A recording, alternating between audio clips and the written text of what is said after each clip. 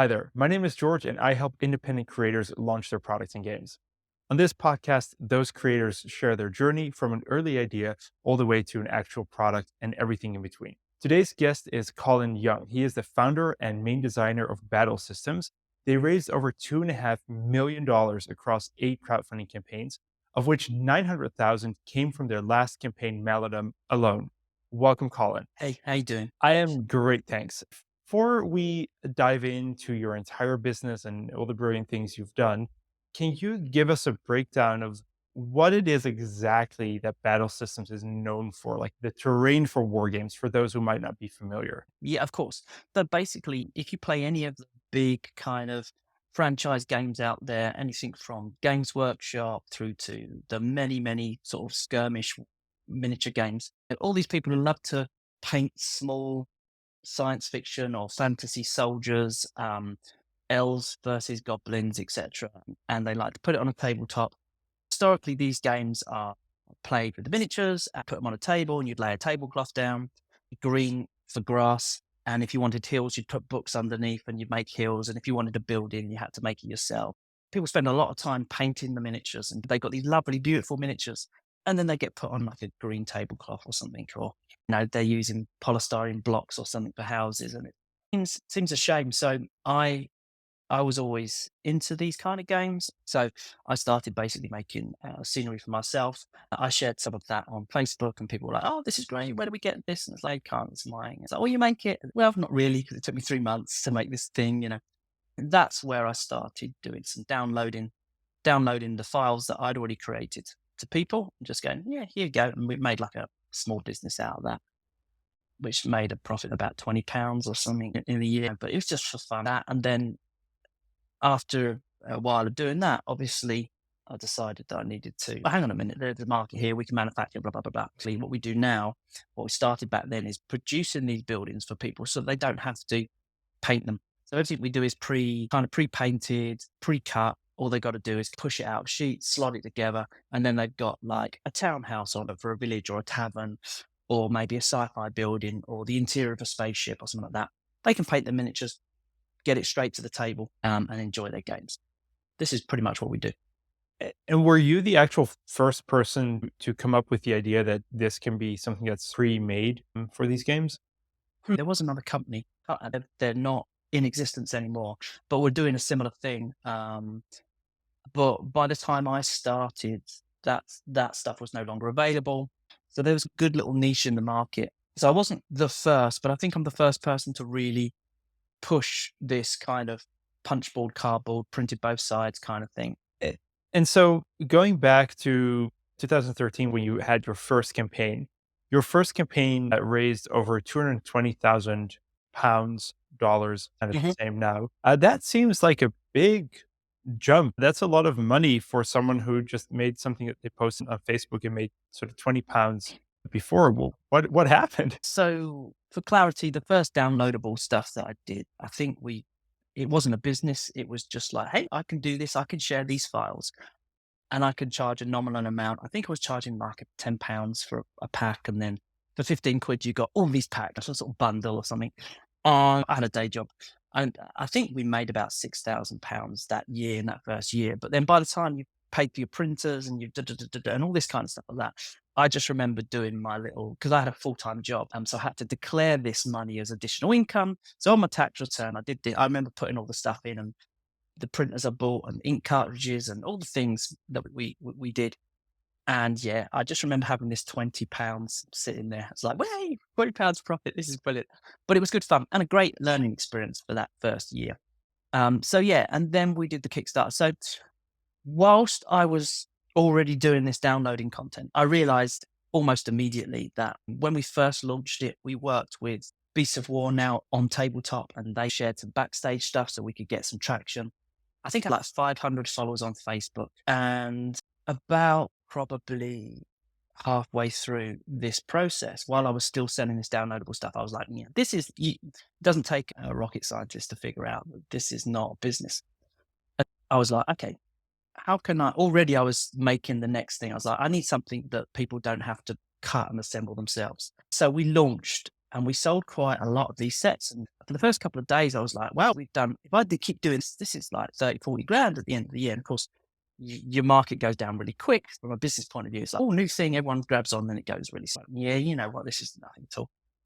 So I already started developing what we would then launch on Kickstarter, which was the manufactured in China, pre-punched, packaged as a box. No one has to download it or print it. No one has to spend hours cutting it all out, you know. Whilst doing that, I started then sharing that on Facebook and sharing this new product and getting people's ideas and, "Oh, could we do this or could we do that?" And just kept talking to all the people that wanted this particular scenery. And I was like, "What do you think? We've done this. Do you think we need windows in this sci-fi set? Do you think you need doors?" And I kind of already knew what I wanted to do. And so I was just doing that whilst designing this product at the same time, speaking to China, getting samples, and just overcoming all of the manufacturing headaches that you get from being able to produce product. Never done this before, you know. And so, yeah, as far as Kickstarter is concerned, I think I spent a lot of time actually building up a community, which is just really important. And then Kickstarter itself helps you because it's like it's huge marketing tool for startups as we were. And it is a big jump. And if you're in, one of your questions might be, okay, so why the big jump? It can't just be commute. Well, it can. These things can happen. I also spent a lot. I started going to shows with my downloadable stuff, but also showing off my other new product launched at the time. And I met a couple of people that really helped me. First of all, I met Ronnie Renton from Mantic Games, and he was at Mantic then, and their stuff looked really good. So we started sharing photography and sharing stuff like that. And just by talking to him, I was putting together prices and stuff like that. And I remember him going with some cost prices. And I was like, if I do this, this will cost like 27. And he's like, you need to get this down to a 10 or 15 quid. And, you know, so you get a few quick little business curve things off of that. And I also met Chris Birch from DPS Games. And he was great because he came over and just said, you should put this on Kickstarter. And I was like, that's the plan. I didn't even know what Kickstarter was. Mantic introduced me to Kickstarter. And Chris Birch then just said, hey, look, Kickstarter's a nightmare. It'll just tear you apart. And it does for many people. And especially back then, they'll go on Kickstarter, expect this to happen. It just goes nuts. They make no money. They don't fund, or they fund and then realize they can't afford to produce the stuff. So he sat down, he just said, we'll have a video chat. And he spent 3 hours just going through all of the things that, you know, you should and shouldn't do for Kickstarter. Like remembering that actually you need to charge people for postage and all, just some real basic stuff.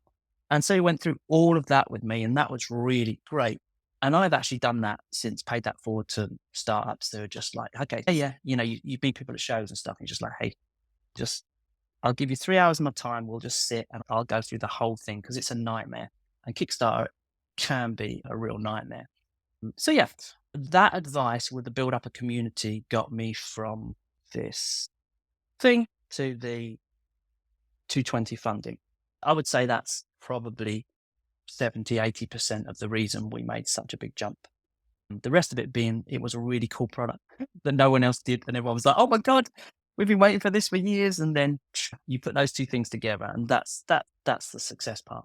Yeah. So great product and being well prepared. And I think it's great. It's a great insight to find mentors, find folks who've done it before, see if they're willing to give up a little bit of their time to help you not make the most terrible of mistakes. And was this the point where you quit your day job after raising $220? Oh no! Wow. So the thing about Kickstarter is that first one, you'll get £220,000. That is a lot of money. It's not some of the game stuff at the time, like Zombicide had come out and that did $1 million at the time, probably about 700,000. And there was a few things doing around about 1 million. And then people would look back and just go, 220, yeah, you're not quite this thing and not quite that. Most things on Kickstarter you never see because they don't fund. So what we'd done was quite spectacular, though maybe not as big as the others. But what you don't realize is that immediately that money gets spent very quickly on production, because from a business side of it, with Kickstarter, first of all, you need to be able to obviously have enough money to make it. And if your costings are not corrected, you've not factored in postage, you're going to either not be able to manufacture what you promised, or you're not going to, when you've done, you'll have no money left over. So you've done this huge thing and everyone's really happy. You're like, yay, and you're like, Okay, there's no business because you need to reinvest in the business. So what happens is that you spend a lot of money on production, and then you have to obviously then produce the stocks. So supporters, those backers, as they'd be called in Kickstarter, you have to, or you've got some money left over. You're like, Ray, okay, great, there's some profit. It's like, yeah, but you need to then open a website with, you have to produce more than what you're actually giving away. So then you have to make stock and have a website. And so then you spend into that money to do that. And then you're like, okay, so there's no money left to pay you. And then you're like, okay, well, hopefully, fingers crossed, the Kickstarter, the website's going to go well. And then that'll feed in and we'll do another Kickstarter, blah, blah, blah. So to shorten my answer, because I do waffle a lot, it was 3.5 years before I gave up my day job because you're only as good as your last Kickstarter. And the next Kickstarter we launched happened to do roughly the same money, but it could have equally just failed based on how people took the first product or genre or something new comes out. And so it wasn't until I think it wasn't until I actually physically launched my fourth Kickstarter and I was watching the funding come in that I was like, I think after that funding, I was like, okay, I can no longer cope with these products and doing this and doing the design work and doing everything and then running my day job. But at that point, I'd managed to just put some money away enough that if at any time the company Battle Systems just did fold or do something, I'd have maybe 2 years worth of money to be like, okay, I got 2 years to try and get back into my old job, which I'd spent, a long time, 20 years at the time. Yeah, close to 20 years building up in my old job. So there's always that fear of, yeah. So first year, yeah, we made profit, but we invest back in the company. Second year, there's some money left over. Third year, a bit more, we put it over. And then I was like, I think we're all right. I think we're doing okay. So yeah, 3.5 years, I think. And then finally I quit my day job. Oh man, what a And great and moment. it was amazing. It was an amazing moment. But just to make it clear that was, I would say for most of that 3.5 years, that was 17-hour days, mostly across the weekends as well, because of working two jobs. So I was often getting up at 5 a.m. to leave at 6, to driving into London, 2.5 to 3 hour drive, standing up in front of 100 people, doing my day job, presenting to people What was your day as a job? as a I was a sales trainer, so my job was to train everybody that come through the company on how to sell and also P&Ls, profit and loss, and management of staff and management of the business. And so I'll be standing up doing this presentation thing, getting back in my car, then driving back, then changing some nappies and spending some time with the kids for a couple of hours. Then they'd go to bed. Then around about 9 o'clock, I would then start work on battle systems, sometimes work till midnight to 1 a.m. in the morning, and then get up again and just go round and round and round in circles. So I lost a couple of stone in weight, and this is not one of these, hey, this is just no problem at all. The reason I quit my day job in the end was because if I didn't, I would just die. It was so simple, you can't physically sustain 17-hour days as I did. And I wouldn't suggest that anyone does it that way either, because it's just not healthy. I just about survived. But it was that or nothing. It was that or take a much bigger risk earlier on, which I wasn't prepared to do because I had young kids and, I was single. Yeah, I might have quit after a year and a half. But yeah, 3.5 years later, I quit because I physically couldn't take it anymore. Think death is a great motivator. But Hmm. dying, it really helps Yeah, make decisions easier. Yeah, that makes a ton of sense. So it is tough.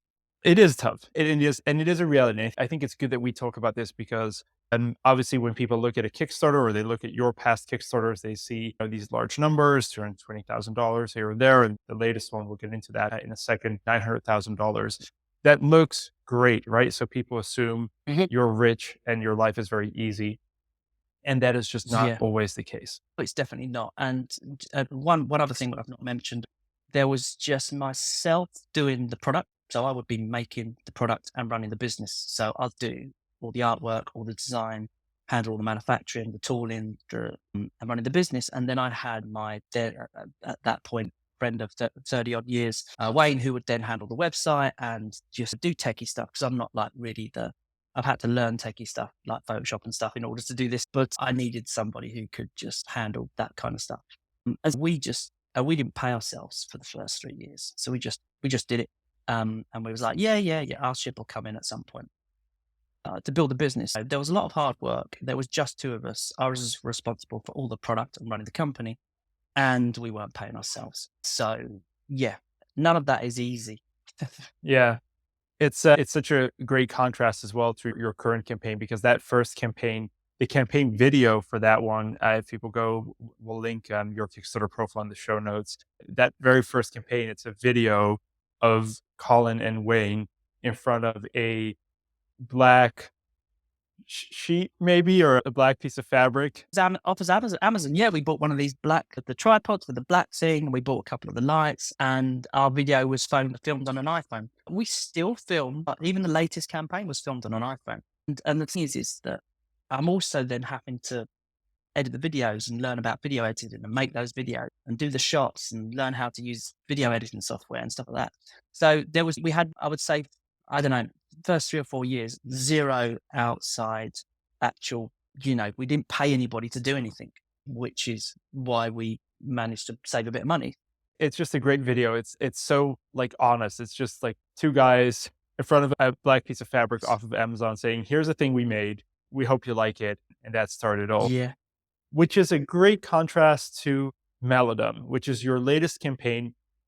It Mhm. just closed, raised over $900,000. And this is actually a full game, right? Not just terrain.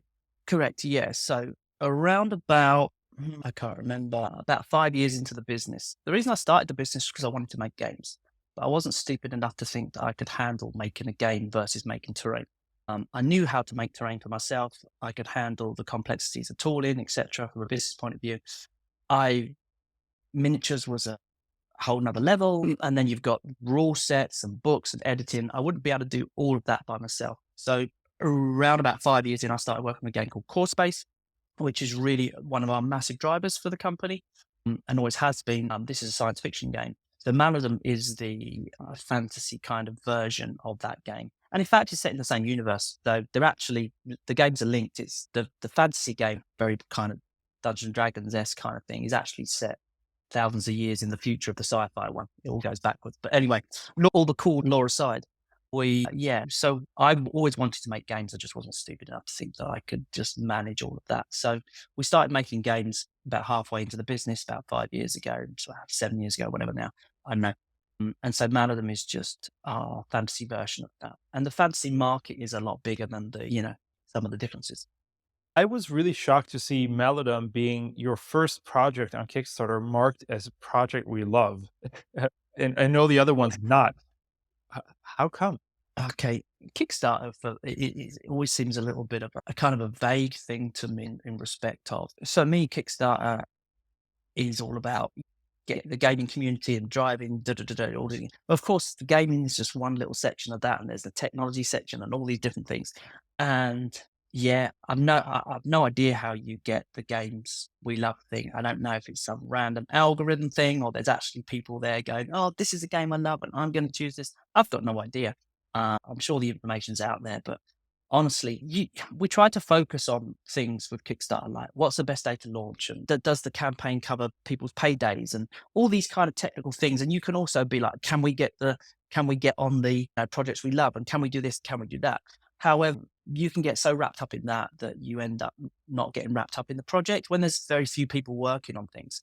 And so it's better just to say, okay, let's just make the coolest, best products we possibly can. Let the product do the talking, and then Kickstarter will just do its thing. It bums on seats at the end of the day. So that if we focus on the product, and then hopefully we nail some of the Kickstarter algorithmy stuff as well. Wait, but so you've never spoken to Kickstarter and you don't know how you got Project We Love? No idea. Yeah, it just happens. It's probably a process. Yeah, I used to work at Kickstarter. I used to do Okay, that for the no idea. tech. Yeah, well, tell me then, how did we get Project We Love? Yeah. Is there a person there? Because Yes. I'm really cynical. I just assume that there's just some algorithm that goes through and just says, this algorithm works really well. No. Let's make this a project we love. No, not at all. And in fact, it works the Cool. other way around. Educate me.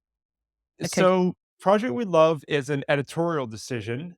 Hmm. So people work at Kickstarter on the outreach teams, they will just browse the site, and in most Yeah. cases, people ask for Project We Love. Like in most cases, a creator like yourself who's been in the platform for many years will know someone on the games team in your case and say, "Hey, person on the games team, we're launching again. What do you think?" And they'll probably even give you Project We Love before you even launch, just based on the fact that Yeah. you're like a valued creator. And then Okay. that Project We Love actually helps you in your algorithmic score, because when the Kickstarter Excellent. algorithm looks at which projects to surface more, looks at Hmm. a bunch of different things, and Project We Love being one of them. So it Yeah. is insane to me that you have actually never spoken to someone at Kickstarter. You'll be surprised at what we don't do that we should do from a business point of view. So there's lots of things we do now that we hadn't done for many years, which are good from a business point of view can help us. But most of that is born out of just very early on being two guys who are just like you just don't have time to figure all this stuff out. Do you know what I mean? There's zero time in the day and you're tired and you're operating at 60% most of the time. So your decision making stuff is not great. And yeah, I mean, there's now five of us that work because we get to the point where I can no longer do the artwork. So I need someone to help me manage the business. And then we're like, we need someone to handle retailers. And then we're like, oh, now basically most of the time I'm the bottleneck for the company. So although I own the company, it's my company fully, just in trouble all the time. I'm constantly being nagged because I'm the bottleneck. I don't get things done on time because I'm the person who's effectively designing the products and making it work. So I've also got a guy now, John, who helps with artwork and stuff like that. And so every day for me is how do I fit stuff in? So the business is now at 5 people. Maladum has Mhm. been your biggest campaign yet. Easily. What's the next 10 years gonna look like? Wow, I wish I knew. Because as per my last question, it's like, when do you get a chance to sit down and actually plan this stuff out? Right now, Maladin being a big thing, I said to you before, Course Banks is one of our driving products. We've got the terrain side of the business, creating the scenery, and we've then got Course Base, which is the thing that I love, which is the game I always wanted to get to Kickstarter, but was not either wise enough or heroic enough, or maybe I was just really sensible not to try it. I think was probably the case. Honestly, I just want to make the games that I love. That's what I want to do, and I want other people to play those games if they like them. And so, from a very kind of non-businessy side, I want to carry on making really cool games and products that I just have to make. So I'd make them even if there was no battle systems. I'd make them for myself. The difference here is that I'm getting to share them and there's a business. And if it's a business, it allows myself and others to just sit and do this all day, full of energy as a job instead of just as a hobby. So the plan is to carry on doing that.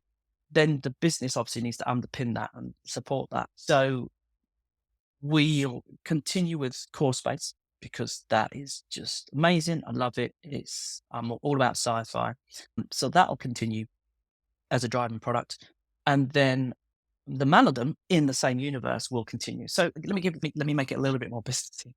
So we've got Core Space, that's our product. So we'll have a box game, which is like a starter set.